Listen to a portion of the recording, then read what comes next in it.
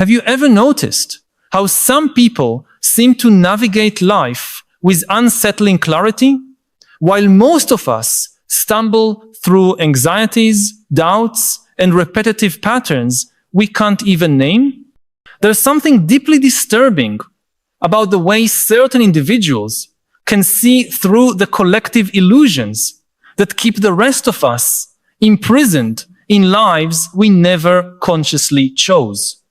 They possess something Yuval calls advanced metacognition, the rare ability to observe their own mental processes with the same objectivity they'd use to observe a natural phenomenon. This ability, present in only about 1% of the population, not only radically transforms the individual experience of being alive, but also provokes complex and often hostile reactions from those who still operate under the cognitive automatisms of the majority. When you develop this expanded awareness, when you begin to see through the veils that keep billions of people functioning on autopilot, you not only free yourself from invisible limitations, you also become an involuntary threat to those who still rely on those illusions to make sense of their existence. Human history is filled with examples of individuals who developed this advanced metacognition and paid a steep price for it. Socrates, who challenged the certainties of his peers until they preferred to sentence him to death rather than confront their own ignorance. Galileo, forced to recant his discoveries because they threatened the ordered cosmos that gave psychological security to an entire civilization. Darwin, ostracized for revealing truths about our nature that shattered comforting narratives about our special place in the universe. Each of these thinkers had something beyond simple intelligence or technical knowledge. They had developed the ability to examine their own assumptions, to question the thought structures they themselves had internalized, to simultaneously hold multiple perspectives on reality without dogmatic attachment to any of them. This metacognition is not just an intellectual skill, it's a fundamental reorganization of consciousness that allows one to perceive the patterns by which the human mind constructs, meaning including the patterns of the very mind doing the observing. What makes this capacity so rare and so disturbing to most people is that it reveals something profoundly uncomfortable about the nature of common human experience. Most of us live in a state that neuroscientists call an overactive default mode network, where our consciousness is constantly engaged in automatic narratives about ourselves, projections into the future based on past patterns, and total identification with the contents of our minds. We live as though we are our thoughts, as if our emotions are absolute truths about reality, as if the stories we tell about ourselves are our real, immutable identity. For most people, questioning these automatisms is equivalent to questioning their very existence because they've never learned to distinguish between the observer and the observed, between the consciousness that perceives and the content being perceived. When you develop genuine metacognition, you begin to notice these patterns not just in yourself, but in the entire social structure around you. You see how institutions, traditions, economic systems, and even personal relationships are upheld by tacit agreements about what is real, what matters, what deserves our attention and energy.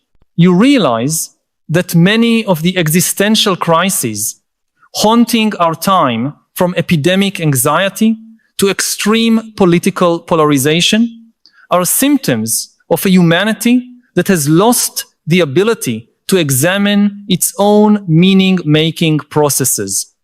People suffer not because life is inherently suffering, but because they're trapped in thought and perception patterns that generate unnecessary suffering, and they don't even know these patterns exist, let alone that they can be questioned or changed.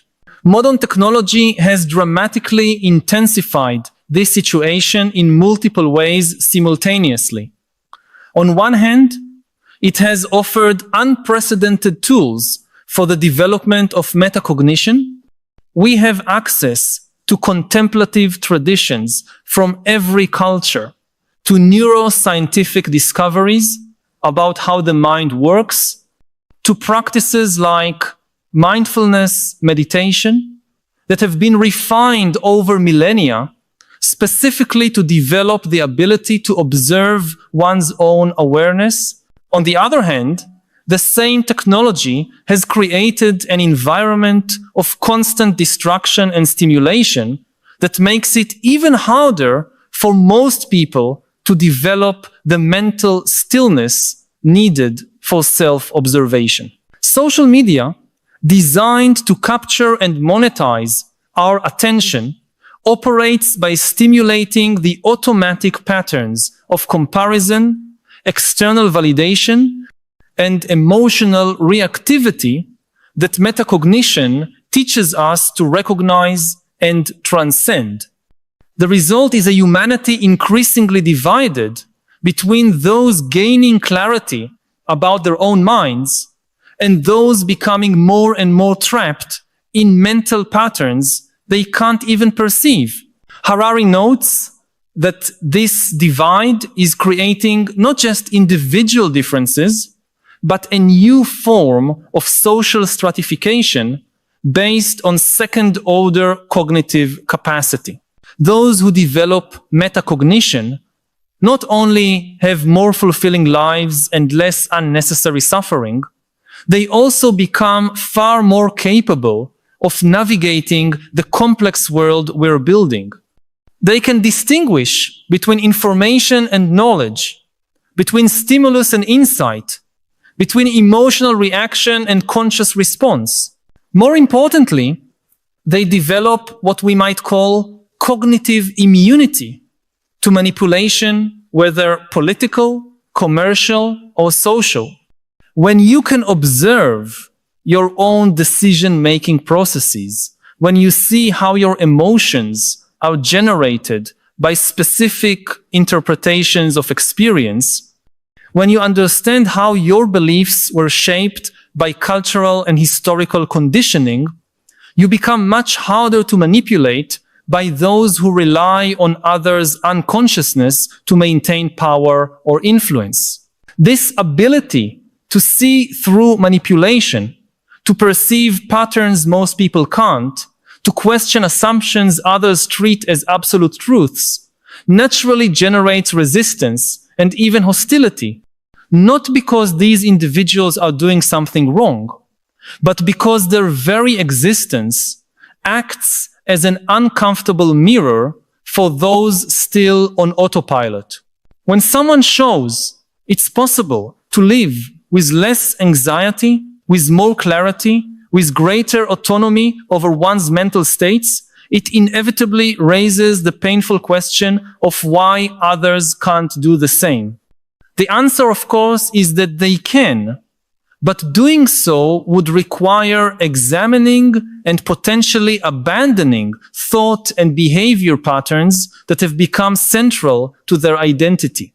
The phenomenon intensifies because those who develop metacognition often discover that many of the concerns dominating most people's lives are largely created by how we think about them. Anxiety about the future, for example, is usually the result of projecting past patterns onto imaginary scenarios and then reacting emotionally to those projections as if they were present realities. Relationship suffering often stems from expectations based on stories about how things should be, rather than accepting and responding to what's actually happening. Feelings of personal inadequacy often arise from comparisons to internalized standards absorbed uncritically from culture without ever asking whether those standards make sense for our specific situation. When you develop the ability to see these patterns in action, many forms of suffering simply stop making sense, not because you've become numb, but because you've understood their mechanics and discovered they're optional. But here's the paradox that makes this situation so complex. Although metacognition frees the individual from many unnecessary forms of suffering, it can also generate a genuine sense of isolation and responsibility. When you realize that most human drama is created by mental patterns that could be questioned, when you see loved ones suffering over problems you know are largely self-generated, when you understand that many of the social structures governing us rely on maintaining collective unconsciousness, you're faced with complex moral and practical choices about how to live with this understanding. You can try to help others gain awareness, risking being seen as arrogant or threatening.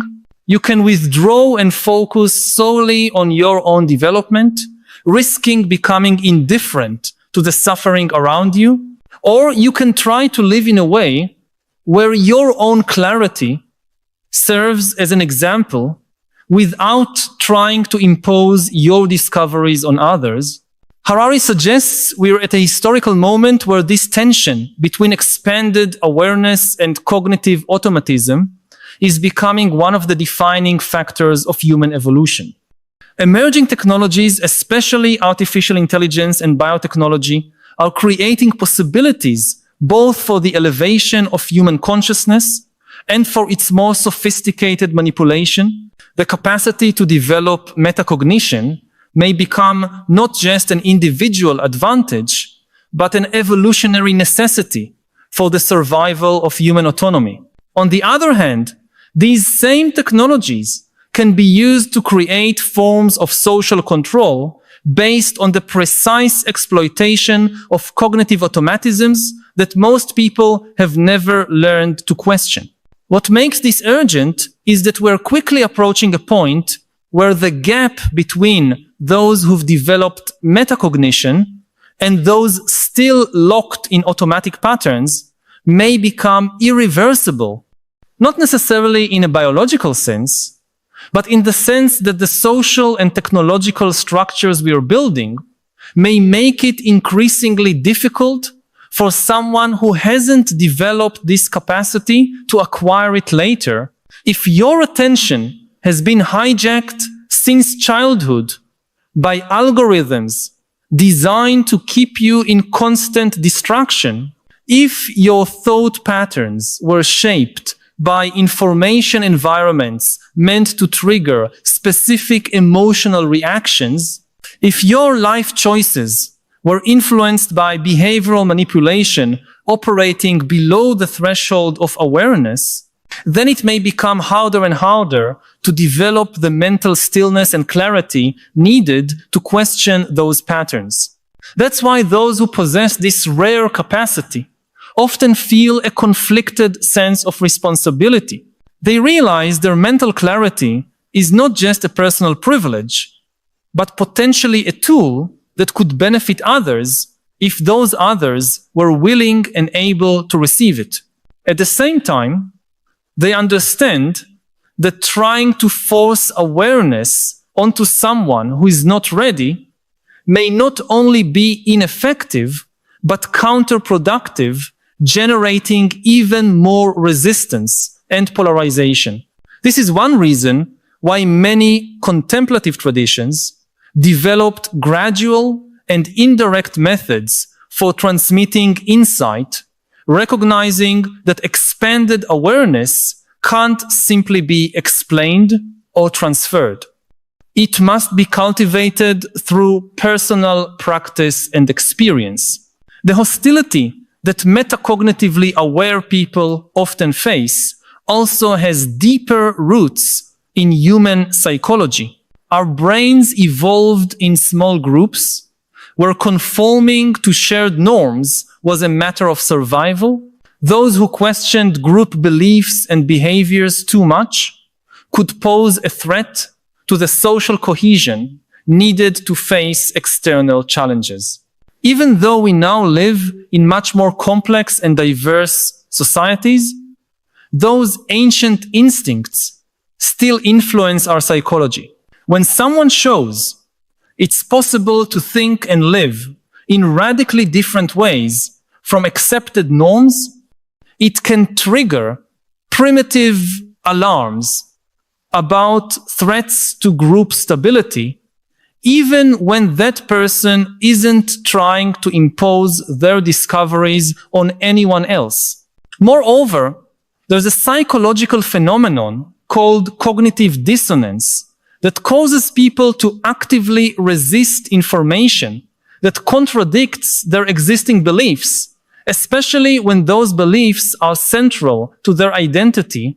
If someone has built their entire life around certain assumptions about how the world works, about what's possible for a human being, about the natural limitations of the human condition, then encountering someone who has transcended those limitations can be deeply threatening. It's psychologically more comfortable to disqualify that person as arrogant, deluded, or somehow defective than to confront the possibility that you're living far below your potential simply because you haven't questioned limitations that are in fact optional.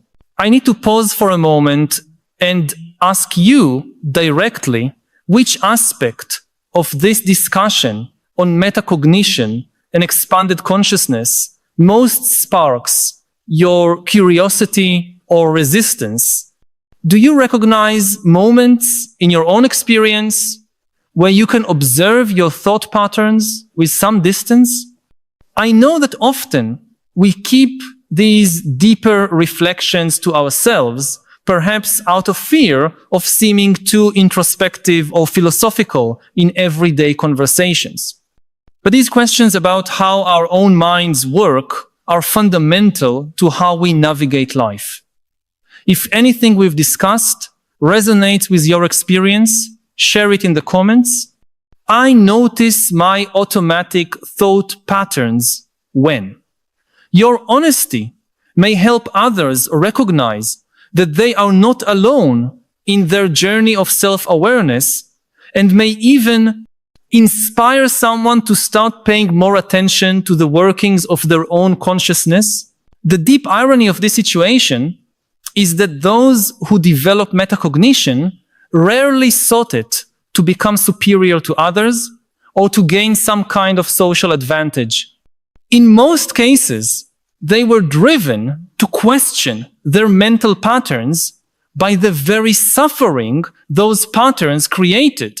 They discovered the ability to observe their own minds not through intellectual ambition, but as an existential necessity to escape cycles of anxiety, depression, or simply a persistent sense that they were living inauthentically. The development of this ability often comes with increasing humility, not arrogance, because you become more aware of how little you actually know, how conditioned and limited your mental processes are, and how you are still subject to influences you cannot always fully perceive. But this genuine humility, paradoxically, can be perceived as arrogance by those who still operate from ego-defensive patterns.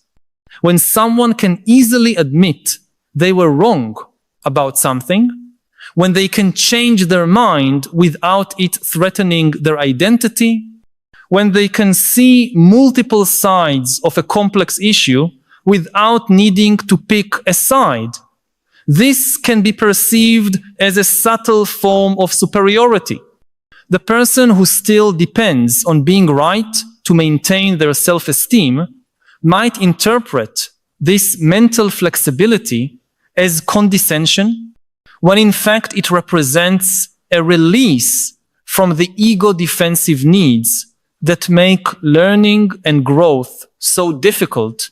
Harari also points to an emerging phenomenon he calls collective self-awareness, where groups of people who have developed individual metacognition begin forming communities and networks based not on shared beliefs or traditional group identities, but on a shared practice of questioning and self-examination.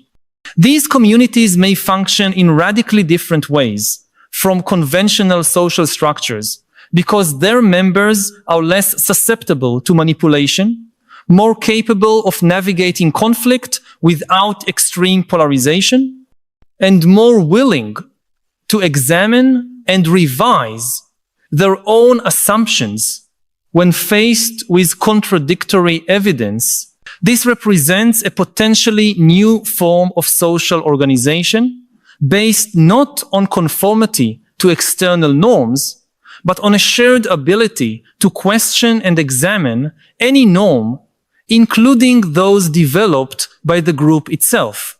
This evolution may represent one of the most significant transformations in human history, comparable to the development of language, agriculture, or writing. Each of these innovations not only changed how humans lived, but fundamentally changed what it means to be human. The ability to consciously observe and question our own mental processes may represent the next evolutionary leap, not in a biological sense, but in terms of dramatically expanding what is possible within the parameters of the human condition.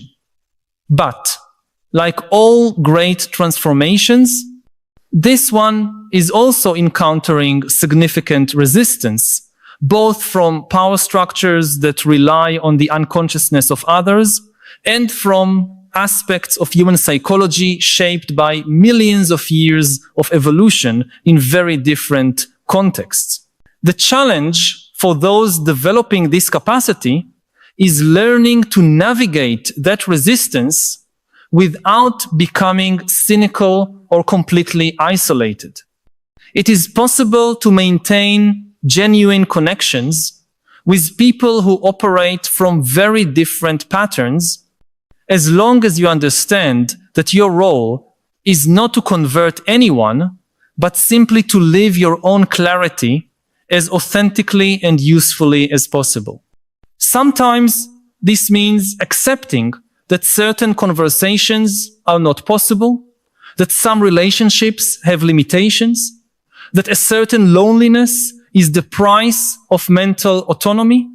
Other times, it means finding creative ways to contribute to the well-being of others without directly challenging their defensive structures.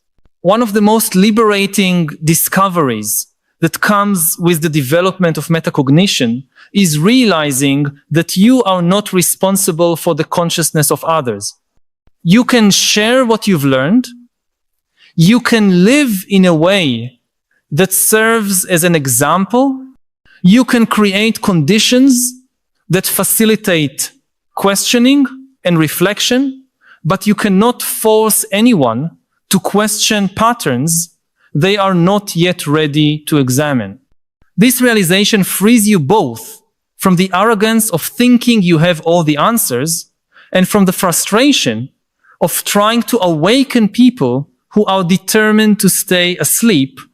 Your responsibility is to develop and live your own clarity as well as you can, trusting that this alone contributes to the elevation of collective consciousness. The urgent question we face as a species is whether we will be able to develop this metacognitive capacity on a sufficient scale and with enough speed to navigate the challenges we are creating with our own technology.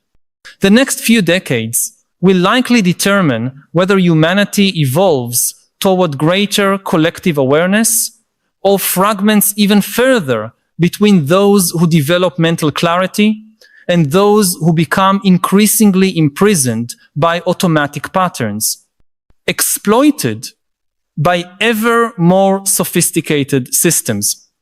The outcome of this tension will not only determine how we live, but who we become as a species. If these reflections have touched on something you've been feeling, but perhaps haven't found the words to express, know that you are not alone. By subscribing to the channel, you'll connect with a growing community of people who share your concerns and your desire for a deeper understanding of the philosophical challenges of our time. Each week, we meet here to explore together the big questions that define our era, not just to seek understanding, but to discover wiser ways of living amid the transformations we are witnessing. This is not just a channel, but a space for dialogue and collective growth. Join us on this ongoing journey. Subscribe so we can continue this essential conversation about how to live with greater wisdom and purpose in a world that so often leaves us disoriented and divided.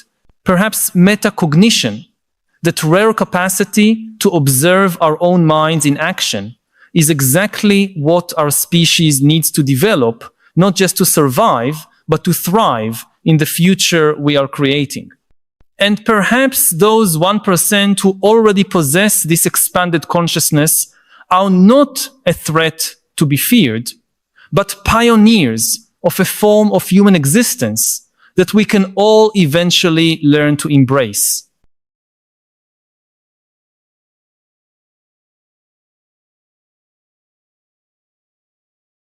The problem of truth is that the truth, first of all, is costly, whereas fiction is very cheap.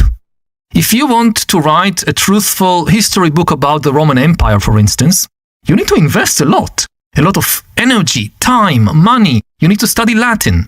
You probably need to study Greek, ancient Greek. You need to do archaeological excavations and find these ancient, whether inscriptions or pottery or weapons, and analyze them. Very costly and difficult. To write a fictional story about the Roman Empire, very easy. You just write anything you want and it's there on the page or on the internet. The truth is often also very complicated because reality is complicated. You want to give a truthful explanation for why the Roman Republic fell or why the Roman Empire eventually fell. Very complicated. Whereas fiction can be made as simple as possible, and people tend to prefer simple explanations over complicated ones. And finally, the truth can be painful, unattractive. We often don't want to know the truth about ourselves, whether as individuals, which is why we go to therapy for many years to know the things we don't want to know about ourselves, and also on the level of entire nations. You know, each nation has its own dark episodes, its own skeletons or cemeteries in the closet that people don't want to know about. A politician that, in an election campaign would just tell people the truth, the whole truth, and nothing but the truth, is unlikely to win many votes. So in this competition between the truth, which is